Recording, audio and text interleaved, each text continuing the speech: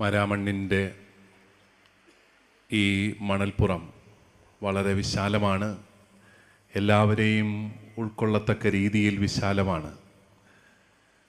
ഈ വിശാലതയിലേക്ക് മൂന്നാമത്തെ തവണയാണ് ഞാനും കടന്നു വരുന്നത്.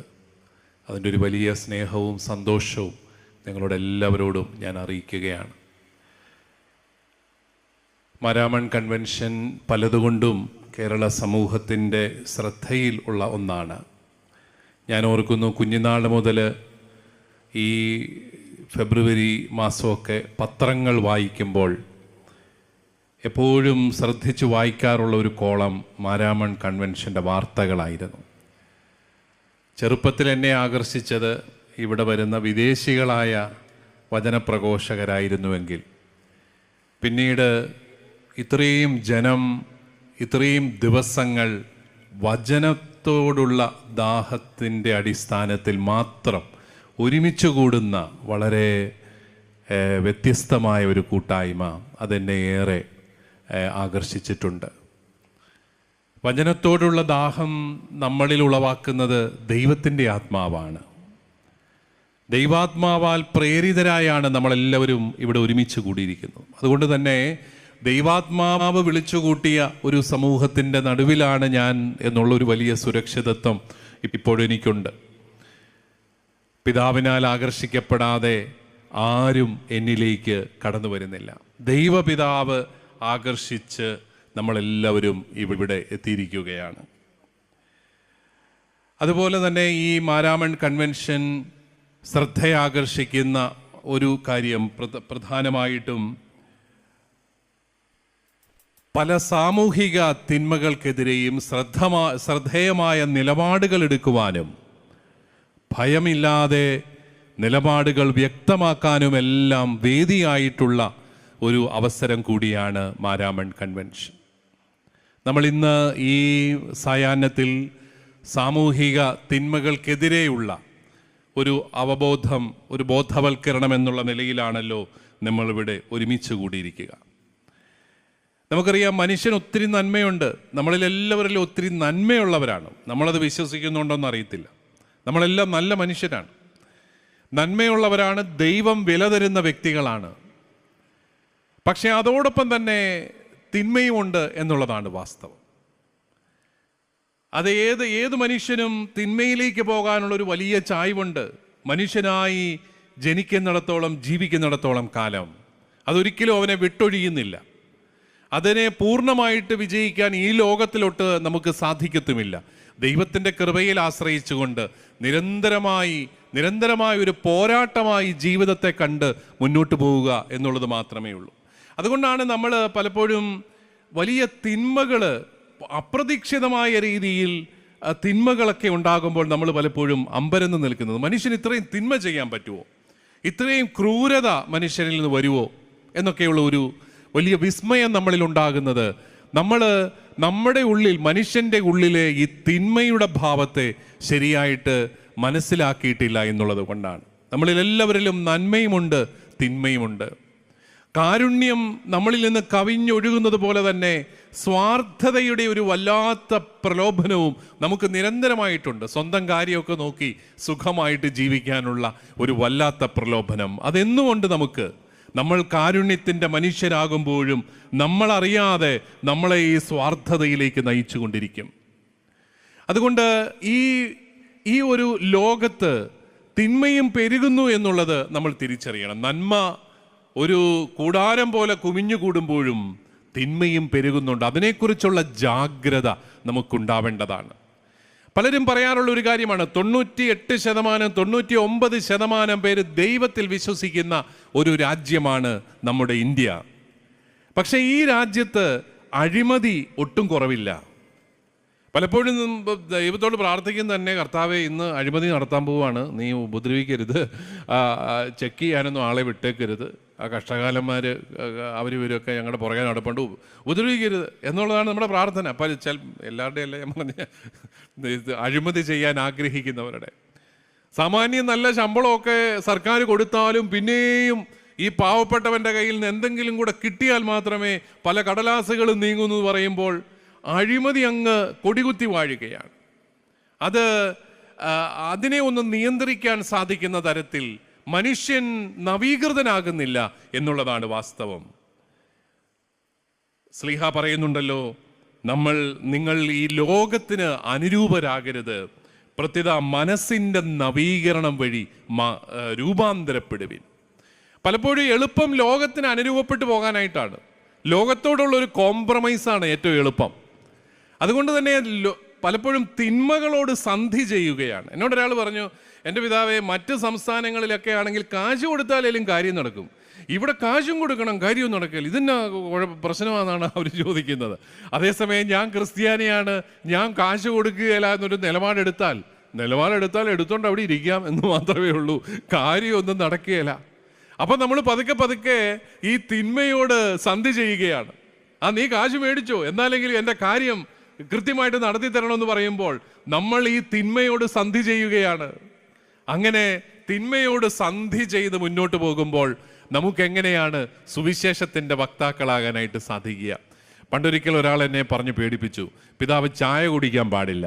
ഞാൻ ചോദിച്ചു, എന്താ? ചായക്കകത്ത് ഭയങ്കരമായ സാമൂഹിക അനീതിയുണ്ട്. അതെന്താ? തേയിലത്തോട്ടങ്ങളിലെ പാവപ്പെട്ടവരുടെ ചൂഷണത്തെക്കുറിച്ച് പിതാവിന് അറിയാവോ? ഞാൻ പറയാം, അത് കേട്ടിട്ടുണ്ട്. അങ്ങനെയാണെങ്കിൽ ചായ കുടിക്കാൻ പാടില്ല. അവര് ചൂഷണത്തിന് വിധേയപ്പെട്ട് ജോലി ചെയ്തത് കൊണ്ടാണ് പിതാവ് ഇപ്പം ചായ കുടിക്കുന്നത്, അതുകൊണ്ട് ചെയ്യാൻ പാടില്ല, അതിനകത്തെല്ലാം ചൂഷണമുണ്ട്. അങ്ങനെ നോക്കിയാൽ കുടിക്കുന്ന വെള്ളത്തിലും ശ്വസിക്കുന്ന വായുവിലും എല്ലാം ചൂഷണം ഉണ്ട് എന്നുള്ളൊരു തിരിച്ചറിവിലേക്ക് നമ്മൾ കടന്നു വരേണ്ടി വരും. അതിനെതിരെ നമുക്കൊരു നിലപാടെടുക്കാൻ പക്ഷേ നമുക്ക് പറ്റും. നമ്മളാൽ കഴിയുന്ന രീതിയിൽ സാമൂഹിക തിന്മകൾക്കെതിരെ പ്രതികരിക്കാനുള്ള ഒരു മനസ്സ് നമ്മളെപ്പോഴും ഓർക്കണം. നമ്മുടെ കർത്താവ് എന്തുകൊണ്ടാണ് 33-ാമത്തെ വയസ്സിൽ, നല്ല പ്രായത്തിൽ കുരിശിൽ മരിക്കേണ്ടി വന്നത്?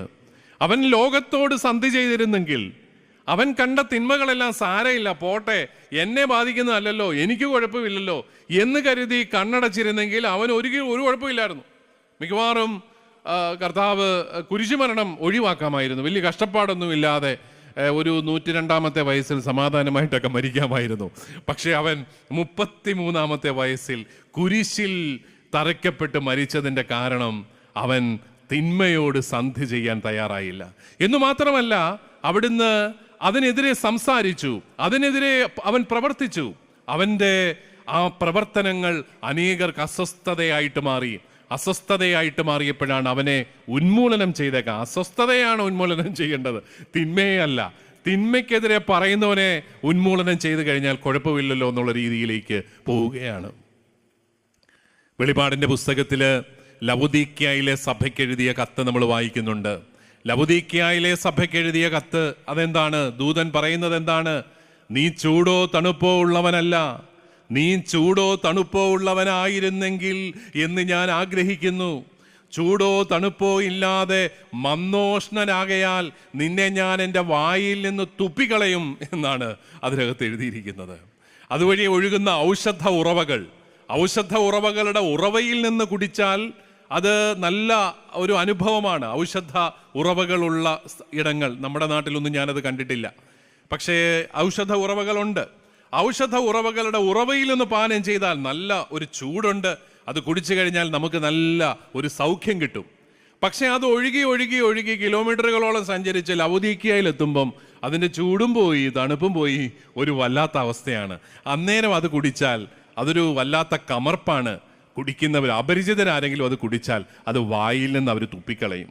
അതേ ഉപമയെടുത്തുകൊണ്ട് ലവുദീക്യയിലെ സഭയോട് ദൂതൻ പറയുകയാണ്, നിന്നെ ഞാൻ ഇതുപോലെ എൻ്റെ വായിൽ തുപ്പിക്കളയാൻ പോകും. കാരണം എന്താ? നിനക്കും ചൂടുമില്ല തണുപ്പുമില്ല, നീ നന്മയുടെ കൂടെയില്ല തിന്മയുടെ കൂടെയില്ല, ഇങ്ങനെ ഒരു വല്ലാത്ത ഒരു ജീവിതം, ഒരു സന്ധി, എല്ലാത്തിനോടും തിന്മയോട് സന്ധി ചെയ്ത ഒരു വല്ലാത്ത ജീവിതം. നിന്റെ ജീവിതത്തിൽ വെല്ലുവിളികളൊന്നുമില്ല, നല്ല സുഖകരമായിട്ട് മുന്നോട്ട് പോകാം, കുഴപ്പമൊന്നുമില്ല. കാരണം എന്താ? നീ ആരെയും വെല്ലുവിളിക്കുന്നില്ല, നീ ആരെയും അസ്വസ്ഥപ്പെടുന്നില്ല, നീ നിന്റെ കാര്യമൊക്കെ നോക്കി അത്യാവശ്യം അങ്ങ് പോകുന്നു. അത്യാവശ്യം ഇച്ചിരി കൈക്കൂലിയൊക്കെ കൊടുക്കണമെങ്കിൽ നമ്മളങ്ങ് കൊടുക്കുന്നു, കുറച്ചൊക്കെ കണ്ണടച്ചേക്കണമെങ്കിൽ നമ്മളങ്ങ് കണ്ണടയ്ക്കുന്നു. പ്രിയപ്പെട്ടവരെ, നമുക്കെങ്ങനെ ക്രൈസ്തവരായിട്ട് ജീവിക്കാനായിട്ട് സാധിക്കും? നിങ്ങൾ ഓർക്കണം, തിരുവിതാംകൂറിൽ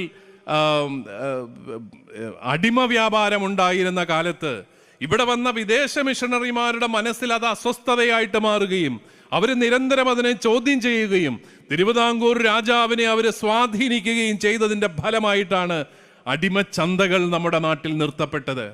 ഇതുപോലെ സതി എന്ന് പറയുന്ന ദുരാചാരത്തിനെതിരെ അനേകം വ്യക്തികൾ പടപൊരുതിയതിൻ്റെ അടിസ്ഥാനത്തിലാണ് അത് ഇല്ലാതായി നമ്മൾ വിശ്വസിക്കുന്നു. പൂർണ്ണമായും ഇല്ലാതായോ നമുക്ക് ഇപ്പോഴും അറിയില്ല.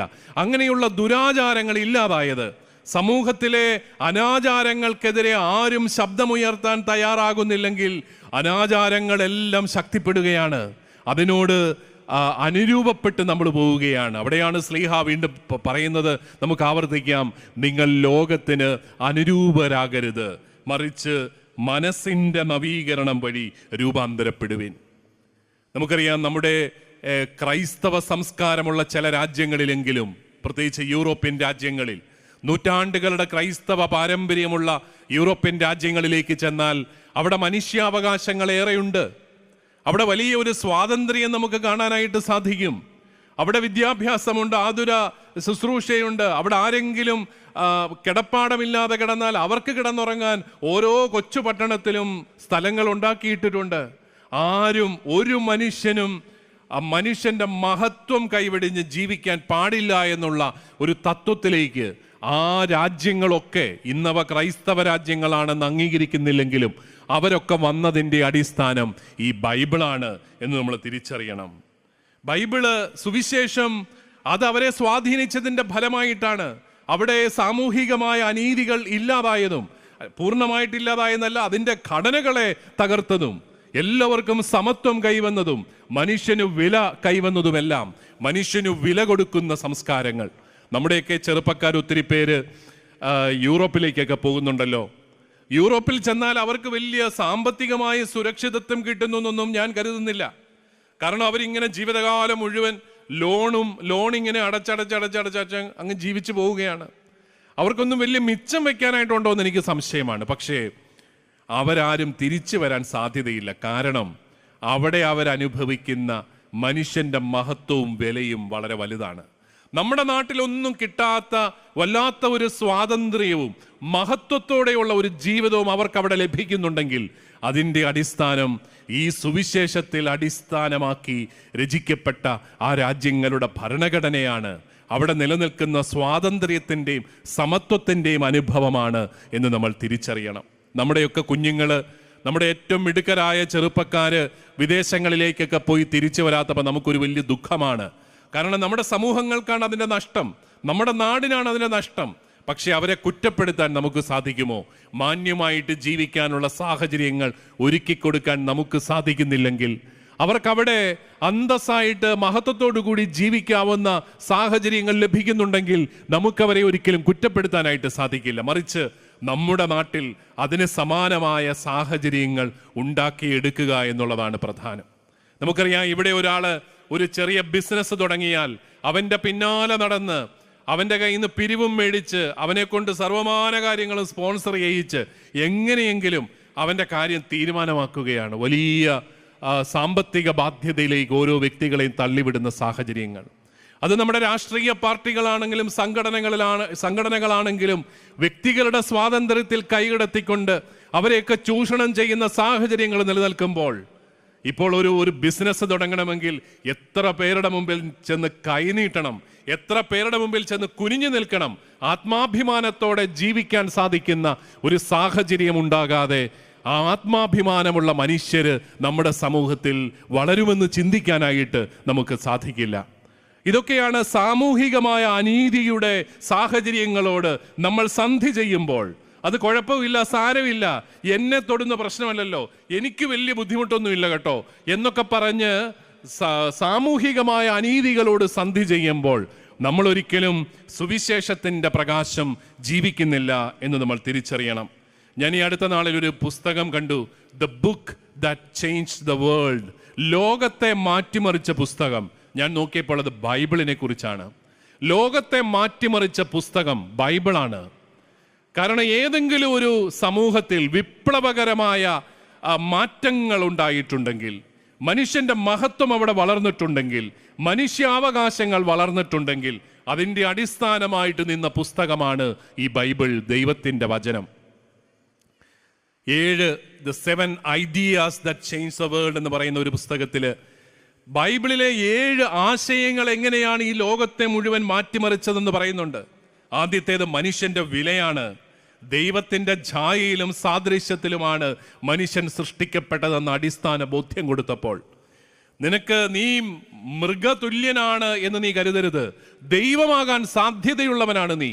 ദൈവികതയിലേക്ക് വളർന്നു വരാൻ സാധ്യതയുള്ളവനാണ് നീ.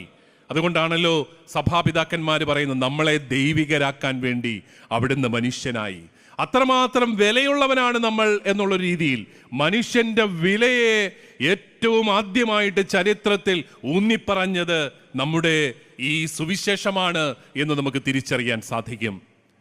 എല്ലാ പുരുഷന്മാരും ഒരുപോലെയല്ലെന്നും, ചില പുരുഷന്മാര് മറ്റു ചില പുരുഷന്മാരെക്കാൾ താഴെയാണെന്നും, സർവമാന സ്ത്രീകളും മറ്റു പുരുഷന്മാരെക്കാളും താഴെയാണെന്നും ഒക്കെ പഠിപ്പിച്ച മഹാനായ അരിസ്റ്റോട്ടിലിന്റെ സംസ്കാരത്തിലാണ് എല്ലാവരും ദൈവം മനുഷ്യനെ സ്ത്രീയും പുരുഷനുമായി സൃഷ്ടിച്ചു എന്ന് വ്യക്തമായി പറഞ്ഞുകൊണ്ട് സ്ത്രീയും പുരുഷനും സമത്വമുള്ളവരാണെന്ന് പഠിപ്പിക്കുന്ന ബൈബിൾ കടന്നു വരുന്നത്. അതാണ് ഞാൻ പറഞ്ഞത്, ഈ സുവിശേഷം ലോകത്തെ മാറ്റിമറിച്ച വഴികൾ വളരെ വിസ്മയകരമാണ്. മനുഷ്യജീവന്റെ വില, അതുകൊണ്ട് തന്നെയാണ് നമുക്കറിയാം മനുഷ്യാവതാരം, ദൈവത്തിന്റെ പുത്രൻ മനുഷ്യനായി അവതരിച്ച് നമ്മുടെ പാപങ്ങളെല്ലാം ഏറ്റെടുത്ത് നമ്മളെ മഹത്വത്തിലേക്ക് നയിക്കണമെങ്കിൽ നമ്മൾ ആരാണ്?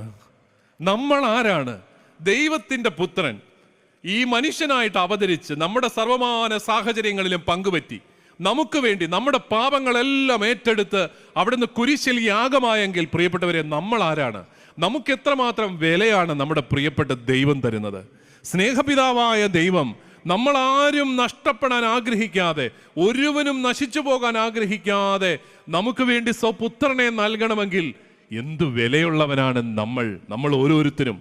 അതുകൊണ്ടാണ് നമ്മുടെ ഇടയിൽ നമുക്കിങ്ങനെ വിലയുള്ളവനും വിലയില്ലാത്തവനെന്ന് തരംതിരിക്കാനാവുമോ? ഈ നമ്മുടെ നാട്ടിലെ ജാതി വ്യവസ്ഥയൊക്കെ മാറണമെങ്കിൽ ഒരേ ഒരു മാർഗമേ ഉള്ളൂ. ജാതിയുടെ പേരുള്ള ഉച്ചനീചത്വങ്ങൾ മാറണമെങ്കിൽ ഒരേ ഒരു മാർഗമേ ഉള്ളൂ എന്ന് ഞാൻ വിശ്വസിക്കുന്നു. അത് സുവിശേഷമാണ്. അതെല്ലാം മനുഷ്യർക്കും, എല്ലാ മനുഷ്യരിലും ദൈവത്തിന്റെ ഛായയും സാദൃശ്യവും ഉണ്ട് എന്നുള്ള വിശ്വാസത്തിലേക്ക് കടന്നു വരലാണ്. അത് മാത്രമാണ് പരിഹാരമെന്ന് ഞാൻ വിശ്വസിക്കുകയാണ്. നമ്മുടെ ജീവിതത്തിൽ ഈ മനുഷ്യന്റെ വിലയെക്കുറിച്ചുള്ള ആ ധ്യാനവും ബോധ്യവും അത് ലോകത്തെ മുഴുവൻ മാറ്റിമറിച്ചു. മനുഷ്യന് കുറച്ചുകൂടെ പ്രാധാന്യം കിട്ടി. മനുഷ്യനെ മൃഗതുല്യനായിട്ട് കരുതുന്ന സാഹചര്യങ്ങൾ മാറി. അടിമ വ്യവസ്ഥിതിയൊക്കെ മാറിയത് മനുഷ്യൻ ബൈബിള് വായിച്ചു തുടങ്ങിയ പിന്നെയാണ്. എന്നോടൊരാൾ പറഞ്ഞു, പിതാവ് ഇങ്ങനെയൊക്കെ പറഞ്ഞാലും ക്രിസ്ത്യാനികളിലും അടിമ വ്യാപാരമൊക്കെ നടത്തിയിട്ടുണ്ടല്ലോ, ക്രിസ്തുവിന് ശേഷവും അടിമ വ്യാപാരം നടത്തിയിട്ടുണ്ടല്ലോ. അപ്പം ഞാൻ അവരോടൊക്കെ പറഞ്ഞു, എനിക്കറിയാവുന്ന രീതിയിൽ പറഞ്ഞു കൊടുത്തു, സുഹൃത്തെ, അന്നൊന്നും ഞങ്ങൾ ബൈബിൾ വായിച്ചിരുന്നില്ല. ബൈബിൾ വായിക്കാൻ തുടങ്ങിയപ്പോൾ മുതൽ നമ്മളിത് നിർത്തി. ഇത് തെറ്റാണെന്ന ബോധ്യമുണ്ടായപ്പോൾ അത് നിർത്തി. അതിനെതിരെ പോരാടാനായിട്ട് തുടങ്ങി. നിർത്തുക മാത്രമല്ല, ചെന്ന ഇടങ്ങളിലെല്ലാം അടിമ വ്യാപാരത്തിനെതിരെ പോരാടാനായിട്ട് തുടങ്ങി. ഞങ്ങളുടെ ഒരു കന്യാസ്ത്രീ, റാണി മരിയ എന്ന് പറയുന്ന കന്യാസ്ത്രീ, ഇൻഡോറിനടുത്തുള്ള ഒരു കൊച്ചു ഗ്രാമത്തിൽ രക്തസാക്ഷിയായി കുറെ വർഷങ്ങൾക്ക് മുമ്പ് അവരെ വാഴ്ത്തപ്പെട്ടവളായിട്ട് പ്രഖ്യാപിച്ചു. അവൾ എന്തുകൊണ്ട് ഒരു ഓടുന്ന ബസ്സിൽ നിന്ന് ബസ് തടഞ്ഞു നിർത്തി അവളെ വലിച്ചിറക്കി അവളെ കുത്തിക്കൊന്ന് അവിടെ ഒരു വലിയ പുണ്യപ്രവൃത്തിയായിട്ട് അത് അവതരിപ്പിച്ചെന്ന് ചോദിച്ചു കഴിഞ്ഞാൽ, അവൾ അവിടുത്തെ ആ ഗ്രാമത്തിൽ നിലനിന്ന സാമൂഹികമായ അനീതികളോട് പടപൊരുതി. അതുകൊണ്ടാണ് അവൾ ആരോടും മിണ്ടാതെ അത്യാവശ്യം സുവിശേഷമൊക്കെ പറഞ്ഞ് ഒരു പ്രാർത്ഥനാ ശുശ്രൂഷയൊക്കെ നടത്തി, സാരമില്ല ചേട്ടാ പോട്ടെ എന്ന് പറഞ്ഞ് പോന്നിരുന്നെങ്കിൽ ഒരു കുഴപ്പമില്ലായിരുന്നു. പക്ഷെ അവിടുത്തെ ഒരു സുവിശേഷ ജീവിക്കുന്ന ഒരു വ്യക്തിക്ക് സമൂഹത്തിലെ ഉച്ചനീചത്വങ്ങളോട് സന്ധി ചെയ്യാനായിട്ടാവില്ല, അല്ലെങ്കിൽ നിർവികാരമായിട്ട് നോക്കി നിൽക്കാനാവില്ല എന്നുള്ളൊരു ചിന്തയിൽ അവൾ പോരാടാനായിട്ട് ഉറച്ചതുകൊണ്ട് അവൾ രക്തസാക്ഷിയായിട്ട് മാറുകയാണ്. ജീവൻ നഷ്ടപ്പെടുകയാണ്. നമ്മൾ ഭീരുക്കളായിട്ട് ജീവിച്ച് ജീവൻ രക്ഷിക്കുന്നതിൽ എന്താണ് അർത്ഥം? ധൈര്യമുള്ളവൻ ഒരു പ്രാവശ്യം മാത്രമേ മരിക്കുകയുള്ളൂ എന്നാണ് പറയുന്നത്. ഭീരുക്കൾ ജീവിതത്തിൽ മുഴുവൻ മരിച്ചുകൊണ്ടേയിരിക്കുകയാണ്. ധൈര്യമുള്ളവൻ ഒരു പ്രാവശ്യം മാത്രമേ മരിക്കുകയുള്ളൂ. അവനെ തകർക്കാനായിട്ട് അത്ര എളുപ്പമല്ല. അവൻ നല്ല ആർജവത്വത്തോടെ ജീവിക്കും. പക്ഷേ ഭീരുക്കൾ പലരെയും ഭയപ്പെട്ട് അവൻ ജീവിക്കുന്നത് കൊണ്ട് ഭീരുക്കൾ പല പ്രാവശ്യം മരിക്കുകയാണ്. ഒരുപക്ഷെ ഒരു ദിവസം പല പ്രാവശ്യം മരിക്കുകയാണ്. അവൻ മിണ്ടാതിരിക്കേണ്ടി വരുന്നു, അവൻ തിന്മയോട് സന്ധി ചെയ്യേണ്ടി വരുന്നു. രണ്ടാമത്തെ ലോകത്തെ മാറ്റിമറിച്ച ആശയമായിട്ട് അദ്ദേഹം അവതരിപ്പിക്കുന്നത് സ്ത്രീകളുടെ വിലയാണ്. ഞാൻ പറയുകയുണ്ടായി, സ്ത്രീയും പുരുഷനുമായി മനുഷ്യനെ സൃഷ്ടിച്ചു എന്ന് പറഞ്ഞ് പുരുഷന് സ്ത്രീക്കില്ലാത്ത മഹത്വമൊന്നുമില്ലെന്ന് നമ്മളെ ബോധ്യപ്പെടുത്തിയ സുവിശേഷം ബൈബിൾ. സ്ത്രീകളുടെ വില ഏറ്റവും കൂടുതൽ മാനിക്കപ്പെട്ട സംസ്കാരങ്ങളും ക്രൈസ്തവ സംസ്കാരങ്ങളാണെന്ന് നമുക്കറിയാം. സ്ത്രീകളുടെ ശക്തിയെ ഇന്നും അടിച്ചമർത്തി വെക്കുന്ന സംസ്കാരങ്ങൾ ഉണ്ടെന്നുകൂടി തിരിച്ചറിയുക. അവിടെയാണ് സ്ത്രീക്ക് സ്വാതന്ത്ര്യം കൊടുക്കുന്ന ഒരു സംസ്കാരം വളർത്തിക്കൊണ്ടുവന്നതിൽ ക്രൈസ്തവികതയ്ക്ക് വലിയ ഒരു പങ്കുണ്ട്. മൂന്നാമതായിട്ട് കാരുണ്യത്തിൻ്റെ ശുശ്രൂഷകൾ. ഈ ചെറിയവരിൽ ഒരുവന് ചെയ്യുമ്പോൾ നിങ്ങൾ എനിക്ക് തന്നെയാണ് ചെയ്തത് എന്നുള്ള ഒരു ഒരൊറ്റ വചനം. പ്രിയപ്പെട്ടവർ, ഈ ലോകത്ത് കാരുണ്യത്തിൻ്റെ എത്രമാത്രം ഉറവകൾ പുറപ്പെടുവിച്ചു. എത്രയോ കൂട്ടായ്മകളുണ്ടായി കാരുണ്യ പ്രവർത്തനങ്ങൾക്ക് വേണ്ടി. ഇന്നും ക്രൈസ്തവ സമൂഹം ലോകത്തെമ്പാടും ആദരിക്കപ്പെടുന്നത് നമ്മൾ നടത്തുന്ന കാരുണ്യ ശുശ്രൂഷകളിലൂടെയാണ് എന്ന് നമ്മൾ മനസ്സിലാക്കണം. നമ്മുടെ ഈ കൊച്ചു കേരളത്തിലും തെരുവുകുട്ടികൾ അലഞ്ഞു നടക്കാതിരിക്കുന്നുണ്ടെങ്കിൽ, തെരുവുകുട്ടികൾ മൂലമുള്ള സാമൂഹികമായ തിന്മകൾ കുറയുന്നുണ്ടെങ്കിൽ അതിനൊക്കെ നമ്മൾ നന്ദി പറയേണ്ടത് ക്രൈസ്തവ സഭകൾ ആരംഭിച്ച ബോയ്സ് ഹോമുകളോടും ഗേൾസ് ഹോമുകളോടുമൊക്കെയാണ്.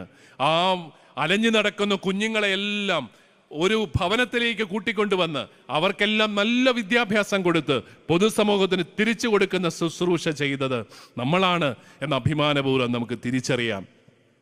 അതുപോലെ ഉപേക്ഷിക്കപ്പെട്ട കുഞ്ഞുങ്ങളെയും ജനിതക വൈകല്യമുള്ള കുഞ്ഞുങ്ങളെയും മാനസികമായ രോഗമുള്ള കുഞ്ഞുങ്ങളെയും ഒക്കെ ദത്തെടുക്കാനായിട്ട് പ്രോത്സാഹിപ്പിച്ച ഒരു വിശ്വാസവും ക്രൈസ്തവ വിശ്വാസമാണ്. ഒരു കുഞ്ഞും അനാഥനാകരുത് എന്നുള്ളൊരു ചിന്തയിൽ അനാഥരെ ദത്തെടുത്ത് വളർത്തണമെന്നുള്ള വലിയ ബോധ്യം നൽകിയതും ക്രൈസ്തവ വിശ്വാസമാണ് എന്നുകൂടി നമ്മൾ തിരിച്ചറിയുക. നമ്മൾ ഈ കൊച്ചു കേരളത്തിലേക്ക് നോക്കിയാലും ഈ ശുശ്രൂഷകളുടെ എല്ലാം പയനിയേഴ്സ് ക്രൈസ്തവ സമൂഹങ്ങളാണ് എന്ന് തിരിച്ചറിയണം. അവിടെയാണ് ഈ സുവിശേഷത്തിൻ്റെ, ഈ വിശ്വാസത്തിൻ്റെ ശക്തി എന്നുള്ളത് നമ്മൾ മനസ്സിലാക്കുക.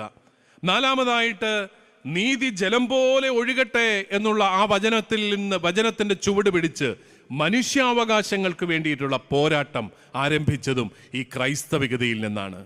ഏറ്റവും ആദ്യം ഹ്യൂമൻ റൈറ്റ്സ് എന്ന പദം തന്നെ ഉപയോഗിച്ചത് തെർത്തുല്യൻ, 2-ാം നൂറ്റാണ്ടിലെ സഭാപിതാവായ തെർത്തുല്യനാണെന്ന് തിരിച്ചറിയുമ്പോഴാണ് ക്രൈസ്തവ വിശ്വാസത്തോട് ഏറ്റവും ഉൾച്ചേർന്ന ഒന്നാണ് ഈ മനുഷ്യാവകാശങ്ങൾ.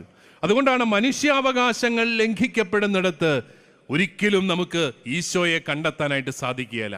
അവിടുന്ന് പീഡിപ്പിക്കപ്പെടുകയാണ്. മനുഷ്യാവകാശങ്ങൾ ലംഘിക്കപ്പെടുന്നിടത്ത് അവിടുന്ന് പീഡിപ്പിക്കപ്പെടുകയാണ്. നമ്മുടെ ഒരു രാജ്യത്ത് നിന്ന് അവിടെ എത്തിയ അനധികൃത കുടിയേറ്റക്കാരെ കൈവിലങ്ങണിയിച്ച് പ്ലെയിനെ കയറ്റി നാട് കടത്തുന്നൊക്കെ പറയുമ്പോൾ അത് കേൾക്കുന്ന നമുക്ക് ധാർമ്മിക രോഷമുണ്ടാകുന്നതിൻ്റെ കാരണം ഒരു മനുഷ്യനാണോ, അവന് അടിസ്ഥാനപരമായ അവകാശങ്ങളുണ്ട്.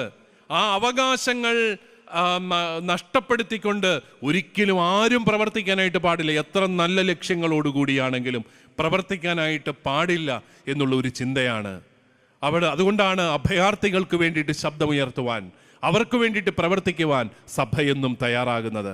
അഭയാർത്ഥികൾ മനുഷ്യാവകാശങ്ങളുള്ളവരാണ്. ഒരു മനുഷ്യനായിട്ട് ജനിച്ചോ അവന് അവകാശമുണ്ട്, അവനൊരു സ്പേസ് ഉണ്ട്. ദൈവം ഒരു മനുഷ്യനെ സൃഷ്ടിക്കുമ്പോൾ അവനൊരു ഇടം ദൈവം കരുതി വെക്കുന്നുണ്ട്. ആ ഇടം അവനിൽ നിന്ന് തട്ടിപ്പറിച്ചെടുക്കുന്നതോ ആ ഇടം അവന് നിഷേധിക്കുന്നതോ ഏറ്റവും വലിയ പാപമാണ് എന്നുള്ളൊരു തിരിച്ചറിവ് അത് ലോകത്തെ മുഴുവൻ മാറ്റിമറിച്ചു. ഈ മനുഷ്യാവകാശങ്ങളെക്കുറിച്ചുള്ള വലിയ അവബോധം ക്രൈസ്തവ രാജ്യങ്ങളെ മനുഷ്യാവകാശത്തിൻ്റെ മുന്നണി പ്രവർത്തകരാക്കി എന്നുകൂടി നമ്മൾ തിരിച്ചറിയണം. അതുപോലെ തന്നെയാണ് അഭയാർത്ഥികളെ സൃഷ്ടിക്കുന്ന സാമൂഹിക ഘടനകളും. ചിലയിടങ്ങളിൽ അഭയാർത്ഥി പ്രവാഹം കണ്ട് നമ്മൾ മനസ്സലിയുമ്പോൾ അഭയാർത്ഥികളെ സൃഷ്ടിക്കുന്ന സാമൂഹിക ഘടനകളെ നമ്മൾ മറന്നുപോകുന്നുണ്ട്. അഭയാർത്ഥികളെ സൃഷ്ടിക്കുന്ന സാമൂഹിക ഘടനകൾ എന്താണ്? സ്വന്തം ഇടത്ത് സ്വന്തം മനുഷ്യരെ തന്നെ, സ്വന്തം സഹോദരങ്ങളെ പീഡിപ്പിച്ച് അവർക്കുള്ളതെല്ലാം നഷ്ടപ്പെടുത്തി അവരുടെ കയ്യിൽ നിന്ന് ലക്ഷക്കണക്കിന് രൂപ കൈവശമാക്കിയിട്ട് അവരെ ഓരോ വണ്ടിയെ കയറ്റി ഏതോ സ്വപ്ന ലോകത്തേക്ക് പറഞ്ഞു വിടുകയാണ്. അതും അഭയാർത്ഥികളെ സൃഷ്ടിക്കുന്ന പാപകരമായ ഘടനകളാണ്. ചിലപ്പോഴൊക്കെ യൂറോപ്യൻ രാജ്യങ്ങൾ അഭയാർത്ഥികളെ സ്വീകരിക്കാൻ കാട്ടുന്ന ആ ഉത്സാഹം അഭയാർത്ഥികളെ സൃഷ്ടിക്കുന്ന ഘടനകളെ തിരുത്താനായിട്ട് കാട്ടുന്നില്ല എന്നുള്ളത് നമ്മളെ അത്ഭുതപ്പെടുത്തുന്ന ഒരു കാര്യമാണ്.